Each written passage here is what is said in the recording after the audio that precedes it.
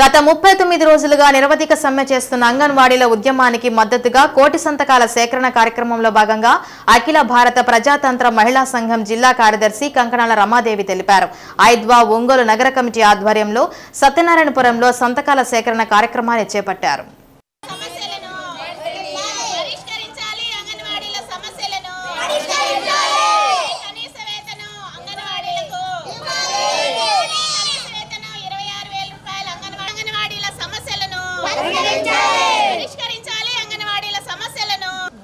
అంగన్వాడీల పట్ల రాష్ట్ర ప్రభుత్వం నిరంకుశంగా వ్యవహరిస్తుందని రమాదేవి అన్నారు.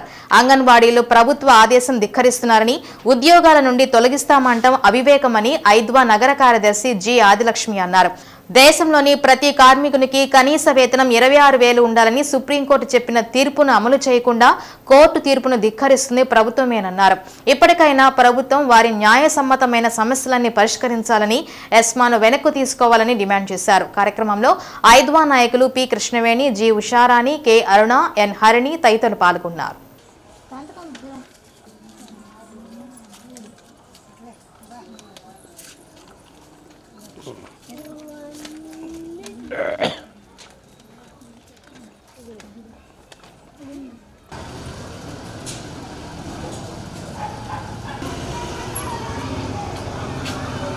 గత 39 రోజులుగా రాష్ట్ర వ్యాప్తంగా అంగన్వాడీ అక్క చెల్లెమ్మలు చేస్తున్నటువంటి సమ్మెకు అఖిల భారత ప్రజాతంత్ర మహిళా సంఘం ఐద్వాగా మా సంపూర్ణ మద్దతుని తెలియజేస్తా ఉన్నాం. రాష్ట్ర ప్రభుత్వం వీళ్ళ మీద చాలా నిరంకుశంగా వ్యవహరిస్తూ ఉంది. వీళ్ళు 39 రోజులుగా ఈరోజు సమ్మె చేస్తూ ఈరోజు మహిళలని కూడా చూడకుండా ఈరోజు రోడ్ల మీద వేసినటువంటి ఈ ప్రభుత్వం వీళ్ళ సమస్యల పరిష్కారం కోసం ఖచ్చితంగా చొరవ చూపాలని చెప్పేసి మేము కోరుతా ఉన్నాం. దాంతోపాటుగా ఏదైతే వాళ్ళ మీద రకరకాలుగా ఈరోజు సమ్మెను విచ్ఛిన్నం చేయడానికి ప్రభుత్వం అనేక విధాల ప్రయత్నం చేసింది.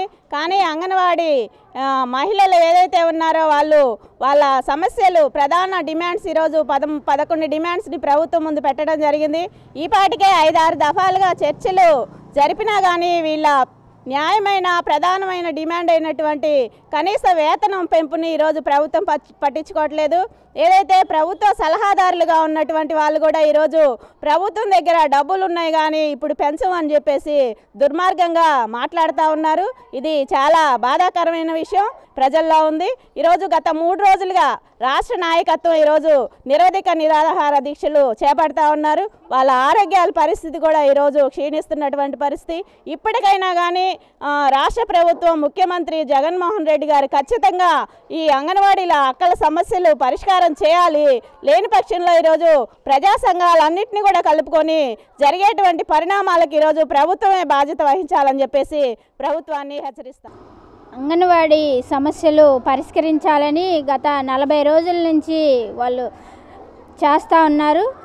కనీసం వేతనం కాకపోయినా ఒక జీతాలు వాళ్ళ సమస్యలు పరిష్కరించాలని, అట్లానే జీతం పెంచి ఎంతో కొంత పెంచి ఇవ్వాలని వాళ్ళు డిమాండ్ చేస్తూ ఉన్నారు.